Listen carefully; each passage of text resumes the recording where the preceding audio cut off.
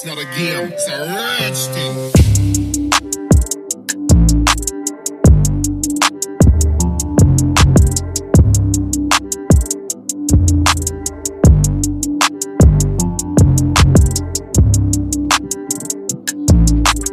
Hello, bonsoir, bonjour, bonsoir tout le monde. Très heureux de nous retrouver encore aujourd'hui, toujours aussi nombreux à nous suivre dans nos Zooms, nos lives, etc. Soyez encore une fois les bienvenus et merci. Une seule chose à dire, merci, merci et encore merci d'être toujours aussi nombreux, de partager nos émissions, de partager ces informations avec le plus grand nombre autour de vous. Alors, vous savez déjà comment ça se passe chez nous. Première chose, s'abonner, toujours. What Dev Doctor, Podcast Koutasaka, c'est le même nom. Sur YouTube, sur Facebook, sur Instagram, c'est le même nom. Juste s'abonner et n'oubliez pas de sonner la cloche de notification sur Facebook. Alors, sur notre page Facebook, What Dev Doctor, nous avons aussi le forum des fans, ça va. L'inscription est gratuite, évidemment. Il y a qu'à cliquer sur un lien dans la page et c'est pareil pour notre forum WhatsApp.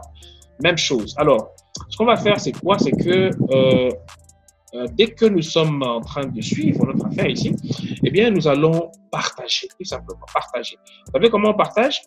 Ce n'est pas compliqué. Alors, vous voyez, lorsque vous suivez notre live comme ceci, ça va? J'espère que tout le monde voit. Vous allez ici sur partager, ok? Et vous allez partager dans les groupes où vous êtes, ok? Et vous démarrez. Alors, vous pouvez démarrer ici ce qu'on appelle une séance vidéo. Et vous le faites sur votre page Facebook et vous démarrez. Et en ce moment-là, ça se passe sur votre propre Facebook, votre propre page Facebook. Et nous vous en serons véritablement gré. Alors, autre chose que j'allais aussi vous demander de faire, c'est d'appuyer sur les cœurs. Toujours, beaucoup de cœurs, beaucoup de cœurs. Parce que notre vidéo ne doit pas être signalée et vous savez très bien que nous en avons besoin. Alors, notre sujet d'aujourd'hui, c'est l'atelier 3. Rappelez-vous, nous sommes dans ce grand sujet que nous avons développé, qui est toujours dans notre page Facebook, les secrets de la reine Esther. Et nous avons compris que pour arriver au sommet, pour arriver à réaliser son objectif, ou ses objectifs, pour atteindre sa destinée, se réaliser en tant que personne, eh bien, il va falloir apprendre, il va falloir améliorer, augmenter, ajouter des nouvelles compétences. Et parmi ces compétences, nous avons vu qu'il y en avait beaucoup. Il y a d'abord soi-même, par exemple, pour devenir une reine, pour être couronnée. Il y a la connaissance de soi, le respect de soi, il y a le building, la construction de cette nouvelle personne que nous faisons être. Et nous avons vu que dans cette même élan, eh bien, cette personne a aussi appris à gérer les fonds, l'argent. Il était bien écrit dans cette histoire, nous l'avons bien signalé, que il lui avait été donné de quoi subvenir à ses besoins. Et en matière, dans le contexte, ça signifiait véritablement un certain pouvoir financier. Et c'est très important justement d'apprendre à gérer les fonds. La grande question, c'est que beaucoup de gens disent qu'ils n'ont pas d'argent, ils ne savent pas comment faire, comment gérer ce que l'on n'a pas. Eh bien, j'ai une grande nouvelle à nous annoncer, c'est qu'en fait, l'argent, on en a tous. Les moyens, on en a tous. Même si ça ne se manifeste pas d'une manière ostensible en forme de billets d'argent ou de lingots d'or, eh bien, il y a toujours un potentiel en chacun de nous.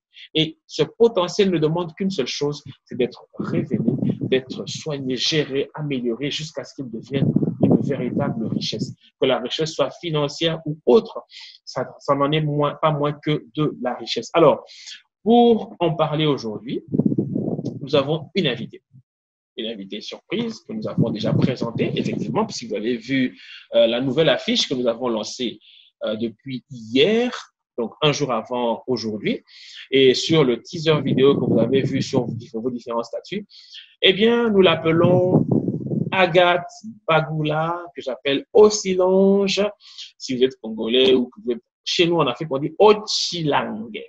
Mais nous, on aime dire Osilange et pour les intimes comme vous, c'est Babi. Alors, elle dira elle-même comment est-ce qu'elle veut qu'on l'appelle. Alors, nous allons l'inviter. Alors, Babi Osilange, je vois que tu es déjà là. Peux-tu réactiver ton micro que nous puissions t'entendre? Bonjour à tous, bonjour Docteur Bob et merci pour l'invitation. C'est bonjour, bonsoir en fait, hein, parce qu'aux États-Unis, à cette Bonsoir, heure, bonjour à c'est tout le le monde. jour. Ouais, Pour dépendant certains, du fuseau c'est la horaire. nuit. C'est la nuit. Sois la bienvenue parmi nous. Alors, Merci. pour une courte présentation, Agathe Bagoula Silange ou Chilangue, ça dépend de comment vous voulez l'appeler, ou Babi pour les intimes, mais ça, je vous interdis de le faire. Il n'y a que les précieux qui peuvent l'appeler comme ça, n'est-ce pas? C'est vrai, comme nous. Hein? On partage l'info, c'est sûr? OK, d'accord. Alors, c'est une maman, évidemment, comme vous l'avez vu, maman de Maïté, Maman Maïté, comme on dit dans sa langue. M-I-T, pour ceux qui ne connaissent pas la langue. Et qu'est-ce qu'elle est? C'est pas quelqu'un qui sort, qui tombe d'un arbre. Elle a un certain background. Et c'est sur base de ce background que nous avons fait le choix de Agathe aujourd'hui. Elle est entrepreneur, elle est designer, elle est de formation financière, elle travaille dans une grande entreprise de la place dont on va taire le nom, justement, parce qu'on n'a pas l'autorisation de citer ce genre de choses ici. Et en tant que telle, elle est aussi formatrice, encadreur de plusieurs en matière justement de finances. Et c'est dans ce sens que nous l'avons invité et nous allons avoir un petit partage d'expérience. Et le sujet que nous lui avons donné, justement, on va lui laisser la liberté de pouvoir en parler comme elle le veut, c'est comment gérer ses finances ou son argent ou ses revenus et finir par générer de la richesse. Alors, Océange. Pardon. C'est ça les Alors, aléas du bonsoir. direct. Alors, Bonsoir à tous. OK. Tu as entendu le sujet. Je crois qu'on t'a largement parlé. Sauf si j'ai oublié quelque chose à dire. Non, c'est très bien dit. C'est très bien dit. OK. Alors, comment gérer ses finances et générer de la richesse?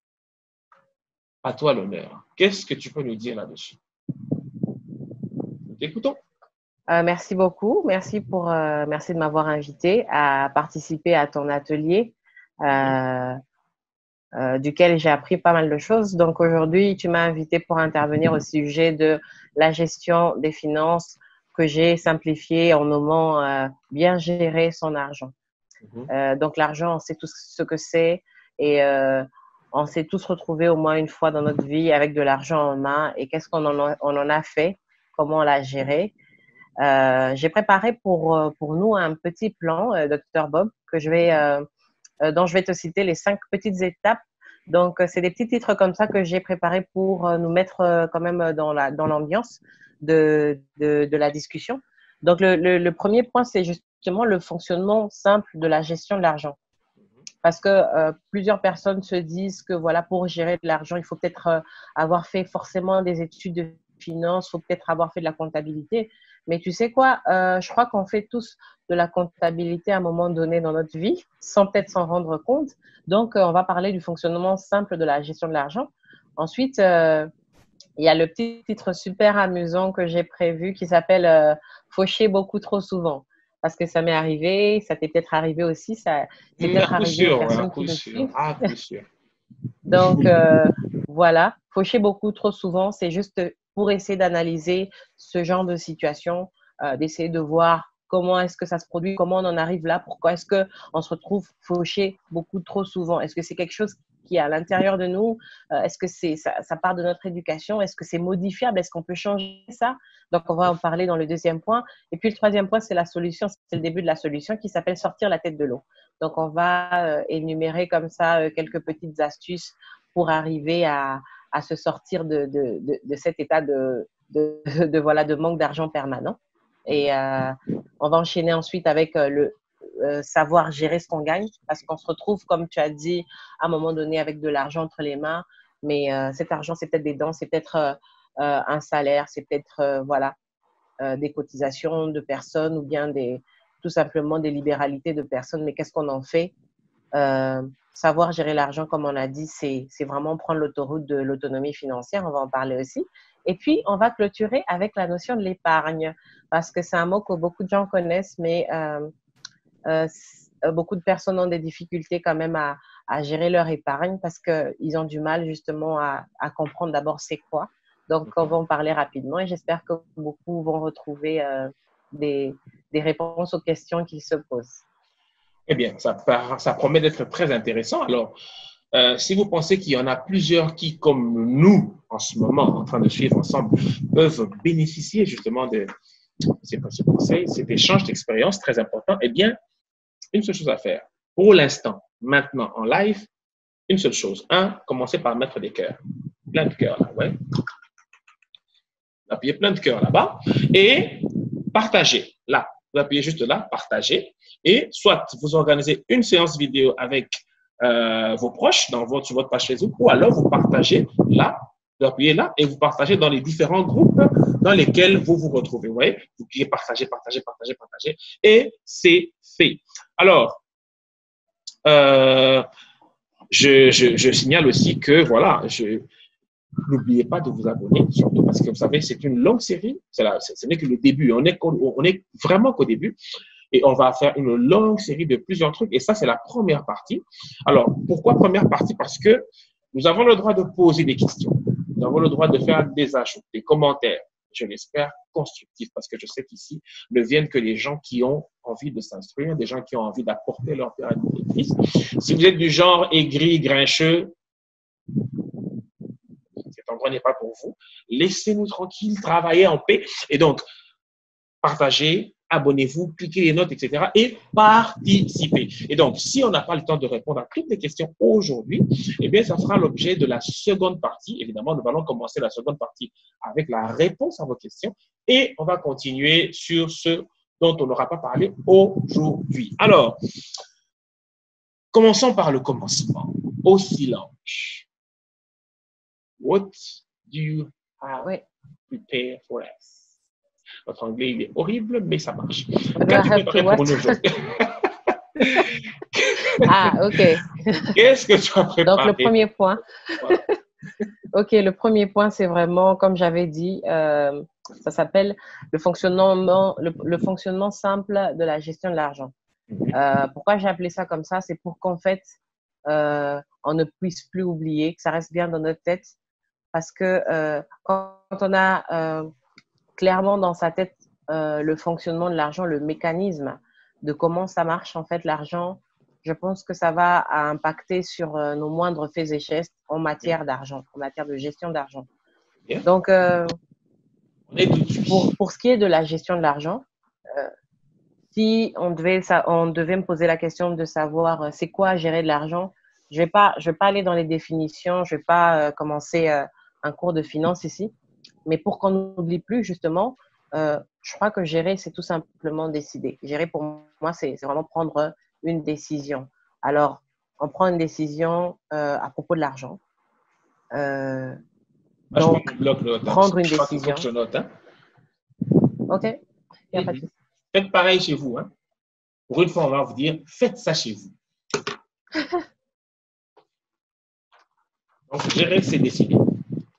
Oui. Gérer, c'est décider, tu vois.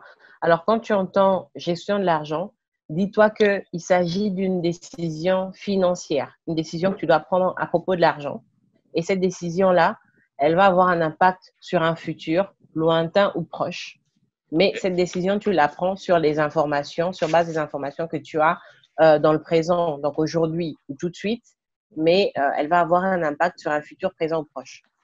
Et quand on dit gérer, c'est décider, en matière d'argent, c'est décider de ce qui va rentrer, comme on va dire, qui va rentrer dans ta caisse ou dans ta poche, et de ce qui va sortir de ta caisse ou de ta poche. Vraiment, pour ne plus oublier, c'est ça.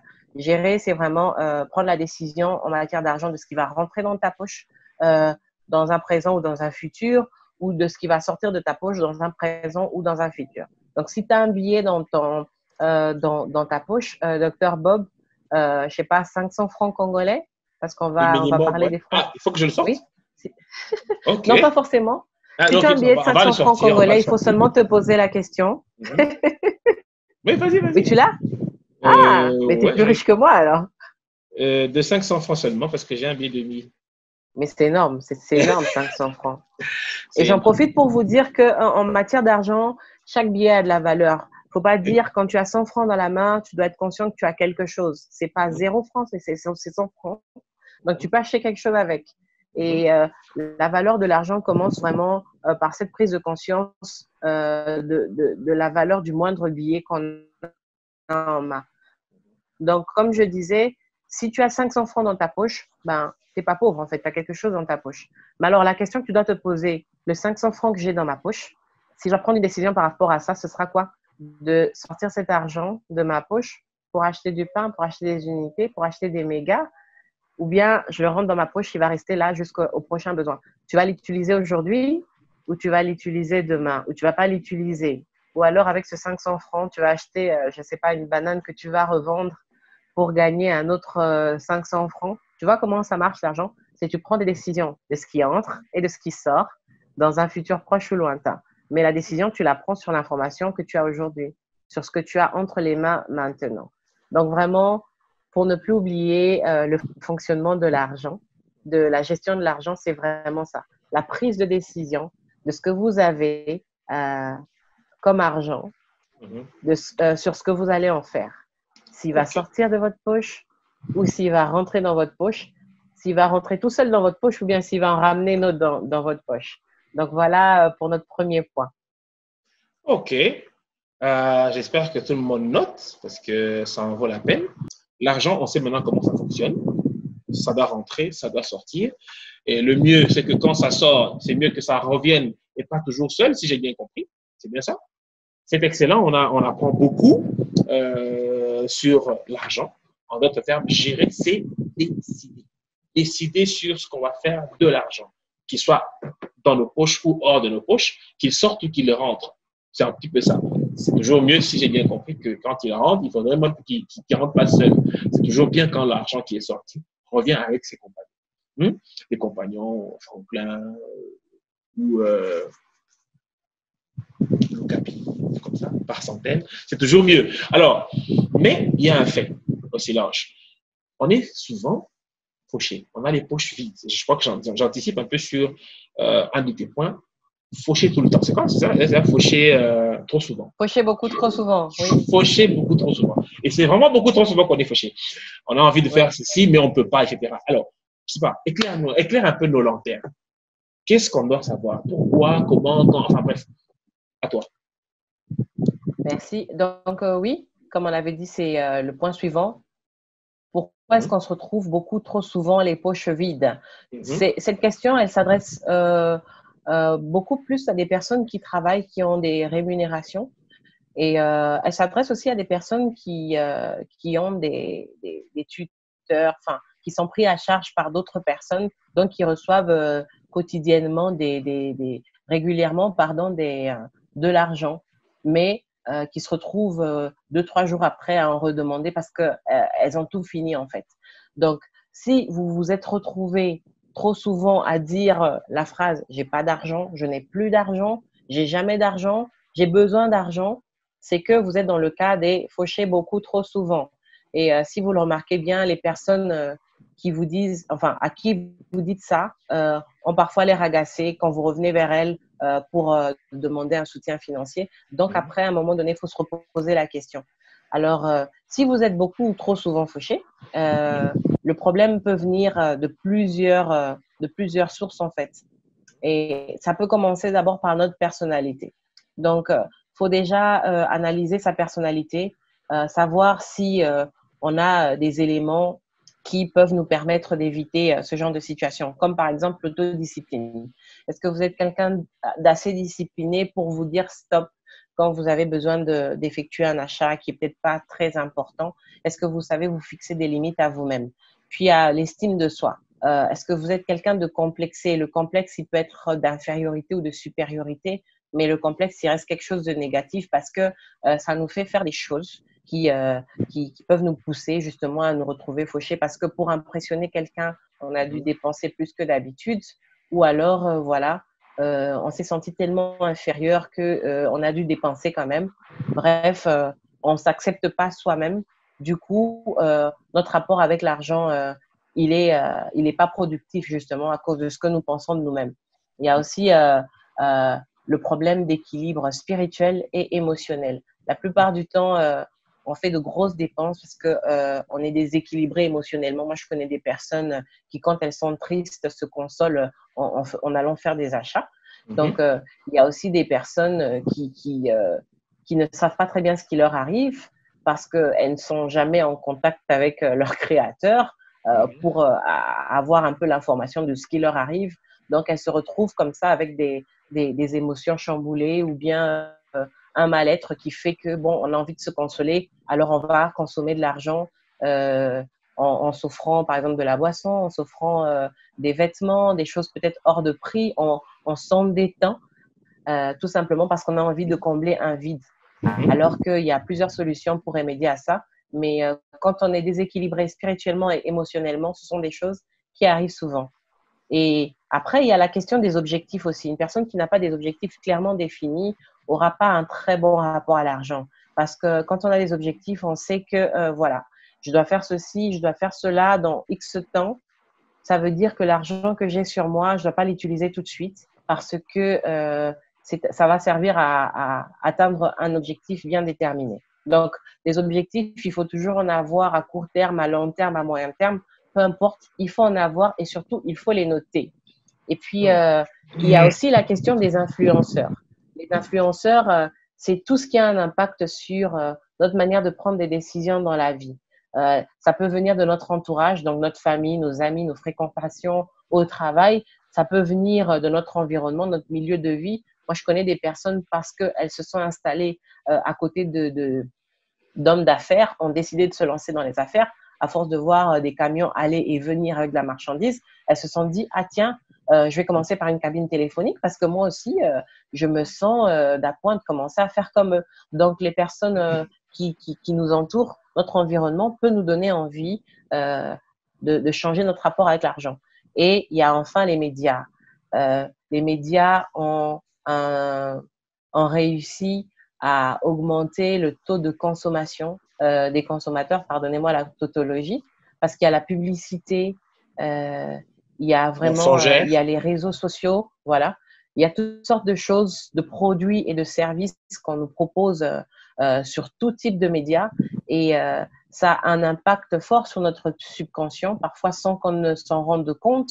On se réveille un matin et on est persuadé d'avoir besoin d'un produit ou d'un service qu'on ne connaissait pas avant. Et ça, c'est venu avec la mondialisation, c'est venu avec vraiment l'ouverture du monde au monde, comme j'aime bien le dire. Et ça a eu un impact sur justement notre rapport à l'argent. On a beau vivre dans un pays en voie de développement, mais on se retrouve à avoir des besoins de produits ou de services qui correspondent à des personnes qui vivent dans des pays extrêmement développés. Donc, c'est pour vous dire que la mondialisation, elle a eu un fort impact sur notre rapport à l'argent.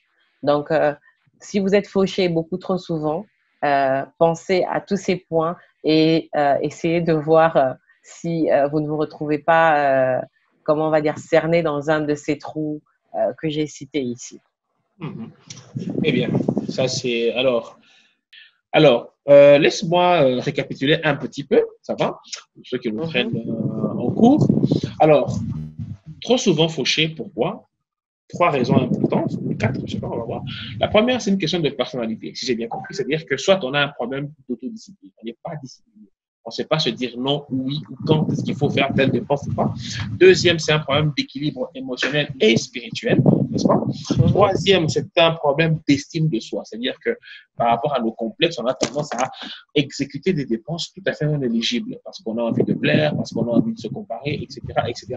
Alors, deuxième point, c'est les objectifs, l'absence d'objectifs. Lorsqu'on n'a pas d'objectif à court, à moyen ou à long terme, c'est-à-dire 3, 6 mois, 1 an, entre 1 année, 5 années, et 5 ans, 10 ans et plus. Donc, on ne sait pas exactement, qu'on n'a pas un tableau de vision, ça va, de ce qu'on veut devenir, eh bien, on dépense bêtement.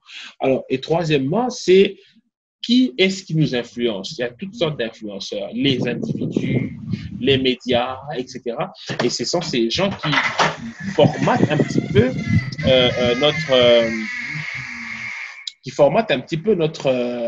comment on appelle ça? Notre façon de voir les choses. OK? Alors, j'avais une petite question à poser. Parce que je me dis tout ça, c'est bien. Mais le temps dans tout ça, est-ce que le temps n'est pas un facteur soit d'enrichissement ou carrément d'appauvrissement? Je ne sais pas ce que tu peux nous en dire. Où est-ce que tu places le temps dans tout ça? Enfin, il y a beaucoup de choses qu'on se dit sur le temps. Généralement, on dit donner le temps au temps, etc. Est-ce que le temps, voilà quoi. Si on passe trop de temps et on n'a pas assez de temps, c'est trop tôt. Enfin bref, je ne sais pas. Où est-ce que tu situes le temps dans euh, la gestion de l'argent et dans le processus de création de revenus? Oui. Merci, nous t'écoutons. C'est une très belle question que tu as posée parce que effectivement, le temps a un impact extrêmement significatif sur notre rapport à l'argent. Je ne sais pas si tu entends parfois la fameuse expression voilà, le temps c'est de l'argent.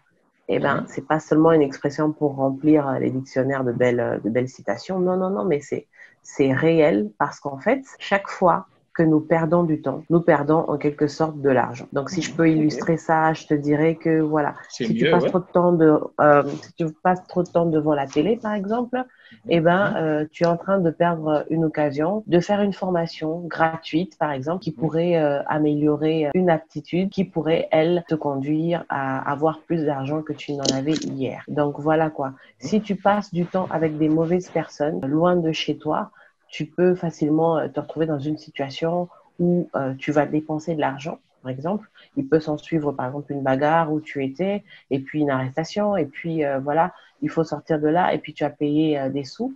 Si tu n'évalues pas très bien le temps quand tu quittes chez toi pour te rendre à ton lieu de travail, par exemple, moi, j'habite à environ 1 heure de mon lieu de travail, eh ben, tu vas perdre en carburant, tu vas perdre en consommation. La gestion du temps, elle a un impact extrêmement significatif sur la gestion de l'argent. Si nous ne sommes pas suffisamment équipés en gestion du temps, eh ben forcément, ça va avoir une influence négative sur notre rapport à l'argent. Ok, excellent. Alors, avant de passer à autre chose, je rappelle encore à ceux qui nous suivent, qui nous prennent de cours, nous sommes en train d'exploiter notre 3e atelier, comment gérer ses finances et augmenter ses revenus ou aller dans le processus de la richesse ou de l'enrichissement, ça dépend de comment vous le prenez. Alors, notre invité, c'est Agathe Obagula Osilange ou Ochilangue pour ceux qui veulent parler en langue vernaculaire.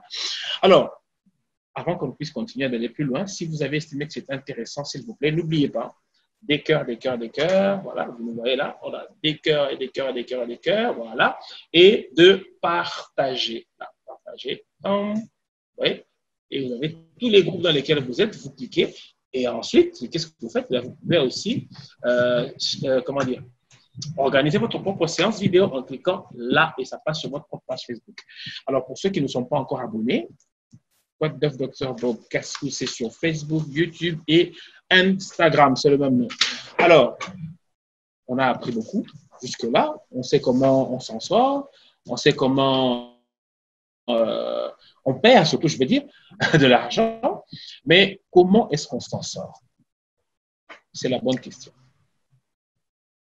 Et là, en fait, Dr. Bob, tu viens de lancer le 3e titre, je crois, le 3e titre de notre partage de ce soir, qu'on a appelé « Comment sortir la tête de l'eau ».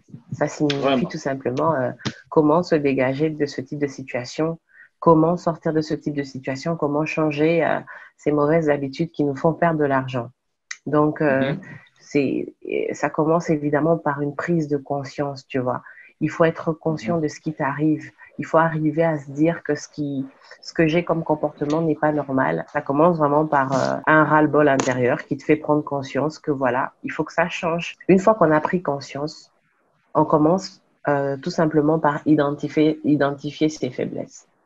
Pourquoi il faut les identifier? Eh ben, pour se faire aider. Il faut d'abord de la volonté de se faire aider. Donc, si on n'a pas identifié ses faiblesses à ce niveau-là, si on n'est pas conscient qu'on a un problème de gestion de l'argent, qu'on n'a pas la capacité de maîtriser sa volonté à ne pas dépenser ou à dépenser, si on est trop influençable, si on n'est pas assez équilibré, on n'est pas sûr de soi, eh ben, il faut reconnaître que c'est un problème parce que c'est par là que commence le début de la solution, chercher de l'aide. On peut être, par exemple, moi, mon cas, je suis mariée, donc si je devais m'adresser à des personnes mariées, peut-être tu as un conjoint qui a une difficulté à gérer ses revenus, à gérer l'argent, et ben, il ne faudrait pas tout de suite attaquer la personne de front. Il faudrait emmener la personne à se rendre compte que c'est vraiment un problème et la conduire, l'accompagner dans justement ce désir de se faire aider. Ça, c'est très important parce que sans la volonté, on ne peut rien obtenir. Donc, au niveau de la prise de conscience, c'est vraiment ça. Et il y a une chose aussi, c'est qu'il ne faut pas attendre ou espérer d'avoir beaucoup d'argent pour commencer à gérer. Si tu ne sais pas gérer 100 francs congolais dans ta poche, eh ben, tu vas te retrouver à 100 000 $. La loi des correspondances, elle va te rattraper. Tu vas te retrouver avec les 100 francs dans ta poche parce que ça va te dépasser complètement de devoir gérer 100 000 $. Donc, il faut déjà s'habituer à gérer des tout petits montants. Ça peut être 100 francs congolais, ça peut être 10 000 francs congolais, mais les gérer au centime près, de manière régulière, pendant quoi je passe sur 6 mois, sur 3 mois, et en faire vraiment une habitude pour que ça devienne un comportement qui fasse partie de nous et va nous conduire justement à sortir la tête de l'eau. Alors, il faut aussi connaître des petites astuces pour facilement économiser de l'argent. Je vais vous en citer quelques-unes, hein, comme ça. Il y a la première astuce. Ce sont des astuces vraiment personnalisées et des astuces que j'ai expérimentées moi-même. La première astuce, c'est le secret du 1/10. C'est comme ça que je bâtis cette astuce-là. Donc, avoir l'habitude de prendre le 1/10 du 1/10 du 1/10. Ça veut dire quoi? Ça veut dire que quand vous avez des revenus, si vous avez par exemple deux revenus différents, on va prendre un cas de figure, j'ai un salaire, je travaille peut-être à 2 endroits, donc j'ai un salaire pour chaque endroit. Et chaque mois, je me fais aider par des parents ou par mon conjoint. J'ai un conjoint peut-être qui me fait des chèques comme ça ou des cadeaux. Eh ben, apprendre à enlever dedans le 1/10 de chaque pour soi. Ça n'a rien à voir avec la dîme, évidemment.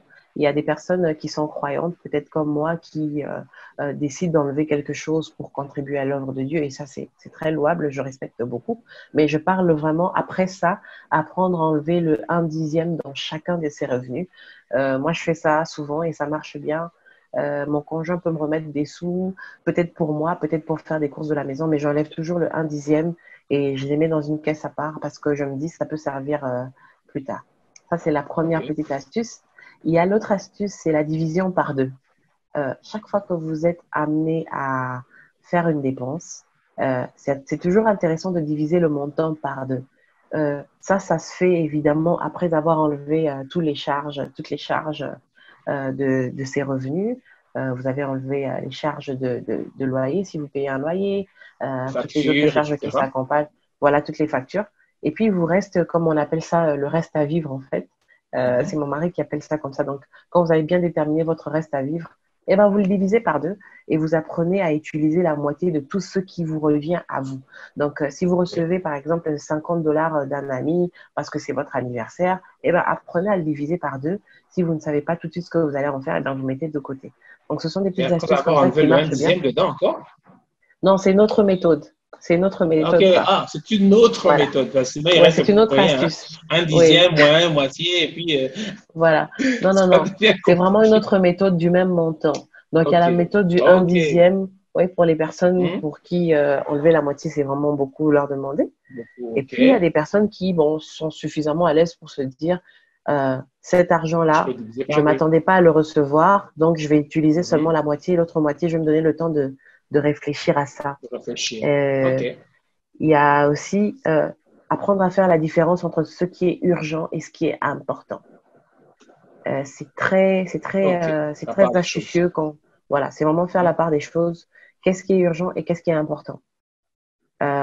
Si vous avez élagué les urgences, ce qui est urgent, c'est que ça peut être vital, par exemple. Hein. On en a besoin dans l'immédiat. Ça peut être, par exemple, la santé d'un enfant, ça peut être la santé du conjoint ou de soi-même. C'est un problème que si tu ne le règles pas immédiatement, les conséquences sont aussi immédiates, quoi. Voilà, quoi. C'est ça. Mais ce qui est important, c'est quelque chose qui n'est pas inutile, mais qui pourrait attendre un petit peu par rapport à l'urgence. Voilà. Par exemple… Donc, l'urgence prend les devants. Voilà, exactement. Voilà. Donc, je vais donner un exemple banal comme ça. Bon, il y a les entretiens de véhicules qui sont très, très importants. Mais si tu as un enfant malade et que tu dois partir en urgence, le choix, il est clair. Parce que tu vas te dire, bon, si mon entretien de véhicule me coûte pratiquement la consultation de l'enfant, ça peut attendre peut-être le mois prochain, peut-être 2 semaines plus tard.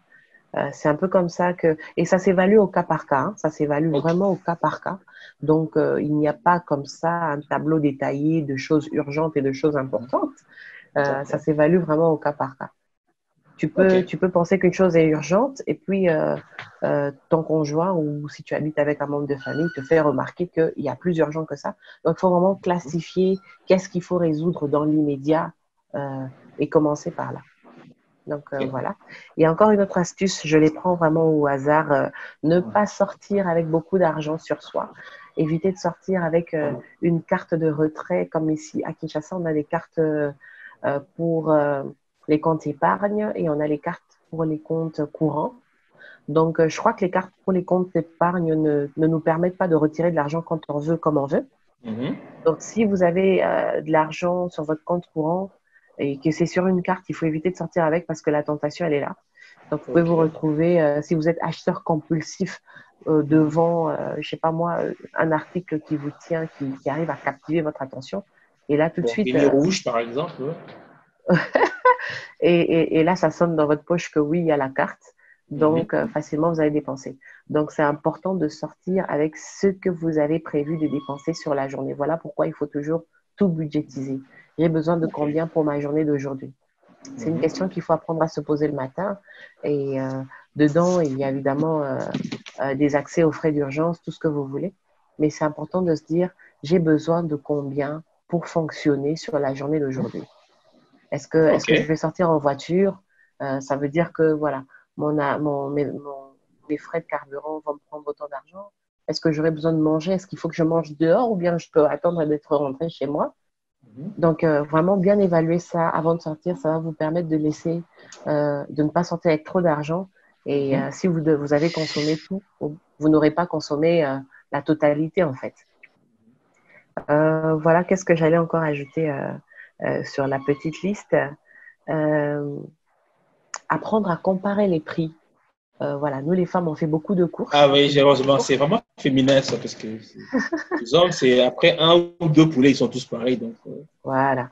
Nous les femmes, on fait beaucoup les courses. Donc, si vous, comme moi, vous aimez bien vous promener à pied, vous allez rentrer dans plusieurs endroits et vous allez apprendre à regarder les prix et à réaliser que peut-être les choses que vous achetez, le sac de riz que vous achetez, le sac de sucre, il coûte peut-être beaucoup moins cher à 2 pas de la maison et ça sert à rien d'aller si loin pour l'acheter parce qu'en plus, il y a les frais de transport qui vont se rajouter. Donc, c'est intéressant de pouvoir comparer les prix. Et puis, il y a un truc, Akin, qui est, je sais pas si c'est récent, mais bon, je donne pas 3 ans, 4 ans, je sais pas. Ce sont les cartes de fidélité. Je sais pas depuis combien de temps ça existe, ok. mais je trouve que c'est super parce que quand vous achetez plusieurs fois dans le même magasin, ça vous fait des points. Et ces points-là vous permettent de pouvoir vous procurer un article que peut-être vous n'auriez pas les moyens d'acheter en temps normal. Donc, c'est aussi bien de pouvoir vous fidéliser sur un magasin qui propose des cartes de fidélité, de faire souvent les courses là-bas. Ça vous fait des points et les jours où vous vous retrouvez un peu à court de sous, eh ben, vous avez votre petite carte qui vous permet justement de ramasser vite fait le strict nécessaire, le strict minimum dont vous aurez besoin.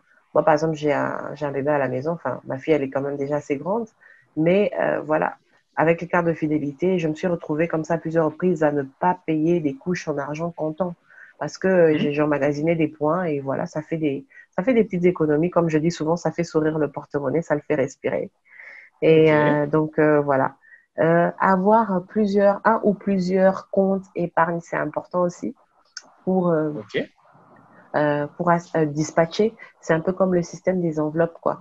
Il y a un gars qui a dit que quand on a des sous, il faut tout répartir chacun dans l'enveloppe. Comme ça, vous savez exactement que ça, c'est l'enveloppe pour les frais de réparation, ça, c'est l'enveloppe pour les entretiens de véhicules, ça, c'est l'enveloppe pour les urgences des enfants. Ben, c'est un peu le même principe des différents comptes. Donc, si vous avez 2 comptes Ok. épargne, je n'irai pas jusqu'à 5, mais bon, si vous pensez que c'est important, Mhm. mais il faut bien vous Mhm. renseigner avant d'ouvrir des comptes parce que je ne vais pas commencer Bien sûr. à vous décrire les systèmes bancaires que nous avons dans les pays en voie de développement. mais vraiment poser les bonnes questions à vos banquiers, poser toutes les questions qui vous viennent à l'esprit. Et si vous êtes convaincu, eh ben, vous ouvrez votre compte épargne et en avoir deux, trois comme ça, c'est très utile parce qu'en fait, vous pouvez piocher dans un compte et puis un autre compte où vous vous dites, pour celui-là, j'attendrai un certain nombre de temps avant d'y aller. Ça vous permet un peu d'avoir des sous ici et là. C'est assez utile. J'ai déjà essayé, ça marche bien aussi. Alors, une petite astuce pour les acheteurs compulsifs dont j'ai fait partie pendant très longtemps, c'est de se donner toujours un minimum de 24 heures avant de décider d'un achat imprévu. Parce que je ne sais pas si j'ai cité cette astuce-là, c'est toujours faire des listes. C'est très important quand on sort faire des achats, il faut faire des listes et n'acheter que ce qui est sur la liste parce que vous êtes censé avoir le budget pour ce qui est dans la liste, même si vous avez de l'argent au-delà. Et justement, la conséquence d'avoir plus de sous, c'est que justement, vous pouvez vous retrouver devant un article qui vous attire vraiment et céder et l'acheter. Donc, si vous vous retrouvez comme moi devant une paire de chaussures ou des vêtements, une montre, donnez-vous quand même 24 heures. Donc, ça veut dire le temps de rentrer chez vous, de réfléchir, demander l'avis du conjoint, qui, à mon avis, Si ne on sera n'en pas a pas, d'accord. Ou bien demander, discuter avec votre conscience vraiment. Regardez-vous en face et de posez-vous la question, est-ce que tu en as réellement besoin? Ça, donc c'est je une prends un question. miroir, je regarde, hé gars, tu es sûr d'avoir besoin de ce truc-là? C'est un peu du genre comme ça, hein? Oui. Enfin, oui, hein, c'est vraiment se remettre en question en se demandant est-ce que j'en ai vraiment, vraiment besoin? Et après voir quoi. Mais pas tout de suite plonger sur l'article et puis arriver à la maison et se dire ah là là, j'aurais pu garder ce 15 $, ce 10 $, ce 20 $ pour faire quelque chose de beaucoup plus intéressant ou pour l'utiliser plus tard. Donc, il y a pas mal d'astuces que je pourrais vous donner, mais je pense que je vais m'arrêter là. Je ne sais pas s'il y en a, il y en a une qui va me venir comme ça à l'esprit. Ah oui, avoir des objectifs matériaux, comme j'ai écrit ici, clairement définis. Objectifs C'est hyper matériaux. important. Oui, parce que ça C'est-à-dire, va demander des sous, ça va demander de l'argent. ok. Euh, c'est vraiment en termes de faire les courses, quoi. Et identifier ses besoins. Donc, j'ai besoin d'acheter à manger. Mais qu'est-ce qu'il me faut pour manger? Il me faut ceci, il me faut cela, il me faut du poisson, il faut vraiment définir ça très clairement. Et quand vous avez bien C'est, défini ça, euh, répondre aussi aux questions des pourquoi. C'est très important. Pourquoi il faut j'aurais avoir le mettre cette... souci du détail. Oui, exactement. C'est Ok. pas au point d'être maniaque, mais vraiment, Un petit peu. essayer de, il faut essayer de détailler le plus possible tout ce qui peut vous conduire à dépenser de l'argent. Et vous poser les questions du pourquoi. Hein? Ok. Pourquoi j'ai besoin de ce bien-là? Pourquoi j'ai besoin de ce service-là?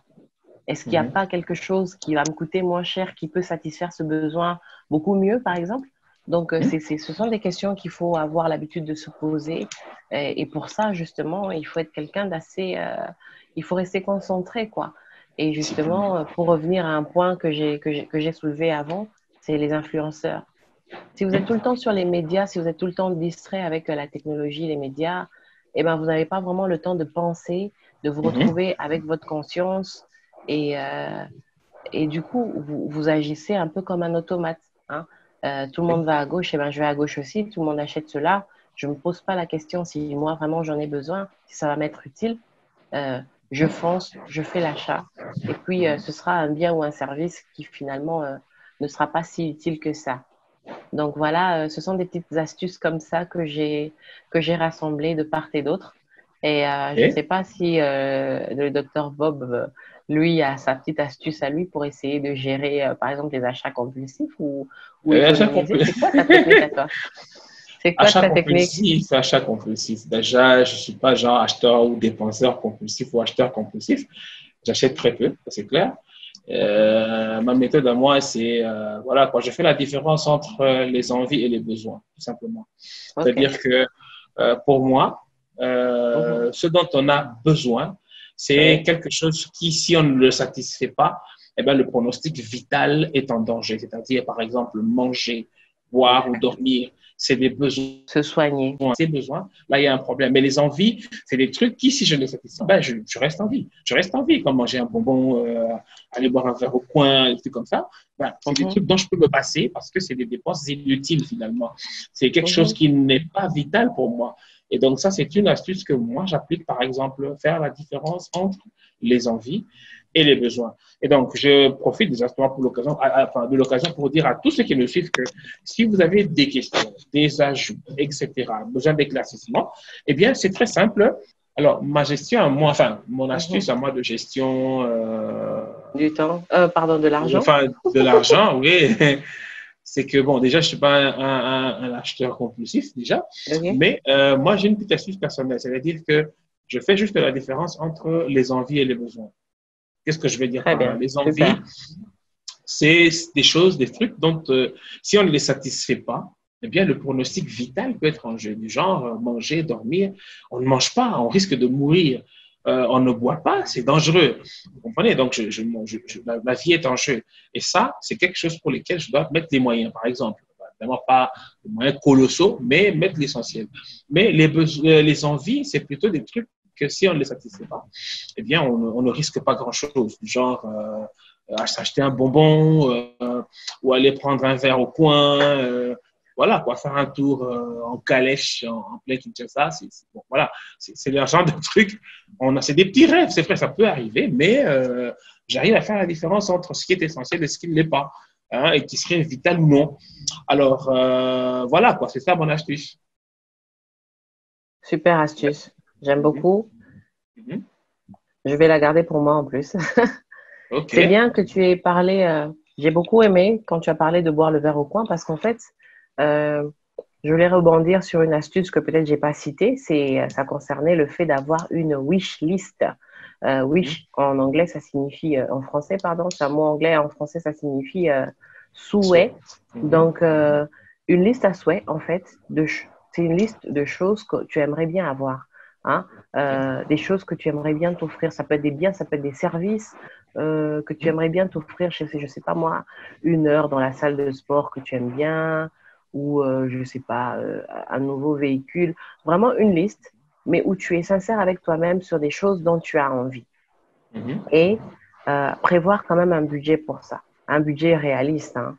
Un budget assez réaliste pour que tu ne puisses pas te mettre une pression de discipline qui va faire qu'au bout d'un moment, tu peux craquer et retomber au plus bas. Donc, c'est un peu pour essayer d'apaiser, on va dire, l'être intérieur, voilà, de déstresser par rapport à toutes les mesures que tu auras prises pour essayer de réguler un peu ta gestion de l'argent. C'est d'avoir cette petite liste à souhait et prévoir un budget là-dessus, un budget réaliste. Ou alors prévoir d'abord le budget en se disant, voilà, ce que je peux me permettre ce mois-ci pour me faire plaisir n'ira pas au-delà de 25 000 francs. Et donc, dans la liste de tout ce qui va me faire plaisir en termes de biens ou de services, je ne suis pas censée dépasser les 25 000 francs. Une fois que j'ai tout dépensé, ça veut dire que pour cette période-là, eh bien, il n'y a plus de, voilà, il y a plus de loisirs, il n'y a plus de, voilà, de verre au coin ou quoi que ce soit, parce que j'ai tout fini, en fait. Et ça t'apprend à te discipliner petit à petit, c'est progressif, évidemment. Et tu vas apprendre justement à mettre de côté suffisamment pour ça. Ok, excellent. Alors, moi, je reçois souvent, avant de poser cette question, hein, je rappelle à ceux qui nous suivent que vous pouvez poser déjà vos questions, ça va, vous les postez dans les commentaires, ça va. N'oubliez pas les cœurs et les partages et les séances vidéo, évidemment. Vous pouvez poser vos questions parce que ça, comme je l'ai dit, c'est la première partie. Et la deuxième partie, on va la consacrer dans un premier temps à répondre à vos questions et à vos commentaires. Et ensuite, on va terminer et clôturer avec ce. Mais j'ai toutefois une question. Donc, maintenant que tout le monde sait comment faire, moi, j'ai une question à poser. C'est quelque chose que je vois souvent chez les gens qui viennent, enfin, parce qu'on vient parler, échanger, souvent entre couples, généralement. Souvent, ça arrive aux couples, qu'ils soient fiancés ou mariés ou voilà quoi. Eh bien, il y a une question qui revient tout le temps. Jusqu'où il faut aider? Parce que ça entre directement dans la gestion des fonds, ça va? la gestion de cet argent. Donc, qu'on veut voir se fructifier. Mais il y a les imprévus, il y a les aides, il y a… Voilà. Et je crois qu'en management, on nous apprenait que le meilleur programme est celui qui laisse une case à l'imprévu. Alors, quelle Exactement, serait la c'est tellement taille de bien dit. cette case? C'est super, ça c'est une très très belle question. Mhm. Euh, je crois que Allez. je me suis posé la même question. Nous nous sommes posé la même question, mon mari et moi, parce qu'au bout d'un moment, on s'est Mhm. retrouvés à devoir dépanner deux, trois personnes. Ça pouvait être des amis, Mhm. ça pouvait être Mhm. des connaissances de mon côté, de son De la côté. famille, etc. Ah oui, de la famille aussi. Donc, à un moment donné, on s'est dit, mais jusqu'où? Jusqu'où? Et pour répondre à ta question, docteur Bob, euh, aider, ça se budgétise aussi. OK? Aider, ça se OK. budgétise aussi. Ça veut dire que quand tu enlèves de tes revenus les dépenses, allez, on va dire les dépenses ponctuelles, tu as ce qu'on appelle les dépenses variables. Mhm. Ça veut dire que ce sont des choses qui peuvent ou ne pas arriver, tu vois. Il y a les urgences, les frais Mhm. d'urgence, et c'est dans ces frais d'urgence-là qu'on peut retrouver, par exemple, la petite enveloppe des aides. OK? Mais ça aussi, encore une fois, il faut déterminer le montant. Et comme je l'avais dit OK. tantôt, ça se détermine au cas par cas. Ça peut représenter 10% de ton revenu, un autre 10% de ton revenu, ça peut représenter peut-être 5% de ton revenu. Peu importe, il faut bien que tu sois fixé là-dessus et c'est toi qui fixes cette limite-là. Parce que OK. euh, ce n'est pas non plus, je crois que ce n'est pas très sain de se ruiner, d'aider les autres au point de se ruiner. Mais on va revenir avec ça dans la deuxième partie où je vais parler des dons pour que les gens soient un peu mieux informés sur ce qui se passe quand on fait un don, sur ce qui se passe lors des libéralités. Et parce qu'il y a beaucoup de gens qui se font des illusions, hein. Moi, j'aide plein de gens, mais j'ai jamais de retour. Il paraît que quand on aide, Mhm. ça bénit et ça arrive pas. Moi, Mhm. ça m'arrive pas. J'expliquerai ça dans la seconde partie. Mais pour ce qui est de ta question, vraiment, je voudrais te dire, je sais que c'est très lourd souvent quand on est deux à, à partager ce souci-là, quand c'est un couple qui doit décider d'une question financière d'aide. Parce que voilà, si l'aide vient tout le temps du côté de l'épouse, ça crée des frustrations au niveau du côté du mari. Et pareil pour le contraire. Donc, je pense que si tu vis avec quelqu'un, il faut vous mettre d'accord sur un minimum à avoir en cas d'urgence pour les aides. Et une fois que ce minimum est atteint, eh ben, vous êtes dans le cas des personnes qui diront, voilà, on n'a pas les moyens de vous aider. Il y a des gens qui sont très surpris en disant, oui, mais ces gens-là, ils ont tel standing de vie, je leur ai posé mon problème, ils ont dit qu'ils n'avaient pas d'argent, mais comment est-ce qu'ils peuvent manquer d'argent? Cette phrase-là Alors signifie tout qu'ils ont une simplement voiture, que, d'ailleurs. Mhm. voilà, Mhm. que dans le budget que j'ai prévu pour aider les gens, ben, j'ai fini tout ce qu'il y avait dans l'enveloppe. Donc, ton problème, la solution, elle viendra difficilement de moi. Du En fait, coup, l'enveloppe prévue, sans te couper évidemment, oui, l'enveloppe vas-y. prévue pour aider les gens, en fait, c'est l'enveloppe des imprévus mais prévus. Ou Voilà. l'enveloppe Prévoir une prévue des enveloppe des imprévus. impôts. Exactement, exactement. Bien Il fait. y a aussi notre méthode pour pallier au problème, mais ça Mhm. encore, on développera vraiment ça dans le prochain numéro, la deuxième partie de l'atelier. C'est Mhm. que, en fait, tu peux aussi organiser un mécanisme euh, de production pour aider OK. les gens autour de toi. Mais évidemment, je m'étendrai sur le sujet à la deuxième partie parce que j'ai prévu un point où je parle vraiment en long et en large des dons, de tout ce qui concerne les dons, les libéralités et les aides. Mais pour répondre quand même, comme je disais à ta question, jusqu'où peut-on aller? Eh ben, on ira jusqu'à ce que l'enveloppe prévue pour les aides s'épuise. Donc voilà. OK. Voilà. Eh bien, au moins, on est fixé. J'avais une petite question là qui tournait, mais là, elle m'a échappé. C'est pas grave, hein. On a encore un second atelier. Mhm. Donc, on va s'arrêter là pour aujourd'hui. Rassurez-vous, rappelez-vous que nous nous sommes donné toujours un délai de temps à respecter. Et ce troisième atelier, première partie, s'achève ici. Et je vous remercie tous. Nous remercions déjà Agathe, Bagoula, Osilange, Ochilangi d'avoir bien voulu donner de son temps pour nous apporter, faire un petit partage d'expérience, un échange d'expérience, partager un petit peu son expérience à elle dans la gestion financière, parce que je vous le rappelle, elle n'est pas seulement formée dans les finances, mais c'est aussi un entrepreneur à part entière. Elle est designer, elle Photoshop et tout. Alors, est-ce que je peux lancer le petit secret qui nous unit, le petit secret? Eh bien, Non. les belles affiches que vous voyez, désolé, c'est trop tard. Les belles affiches que vous voyez, eh bien, c'est elle qui les fait. Ah oui, c'est elle qui les fait. Eh bien, vous voyez, elle a créé une unité de production au-delà de son travail régulier. Donc, je crois que là, c'est quelqu'un qui sait exactement de quoi elle parle. Merci à vous tous d'avoir participé, d'avoir assisté. Nous espérons vraiment que cela va apporter quelque chose, un petit plus à votre quotidien, à vous apprendre à plus sourire justement des circonstances, à vous donner le pouvoir, c'est-à-dire la capacité d'intervenir sur les circonstances. Et c'est vraiment ce que nous recherchons. Nous vous donnons rendez-vous déjà pour un quatrième atelier, en première partie aussi ce dimanche, justement.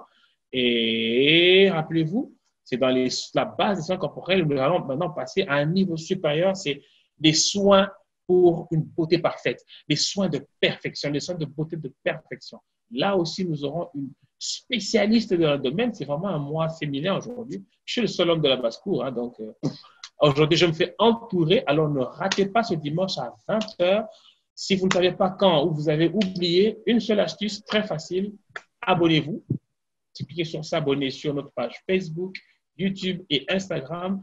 Un seul nom, c'est le même nom, Quoi d'œuvre Dr Bob Casco. Et sur YouTube, n'oubliez pas de sonner la cloche des notifications. Nous attendons vos questions pour la partie 2 de l'atelier 3 qui interviendra certainement la semaine prochaine, probablement le vendredi. Mais restez connectés avec nous et vous en saurez toujours plus. Que Dieu vous bénisse tous. Bonne soirée à vous. Ciao, ciao. Ciao, ciao.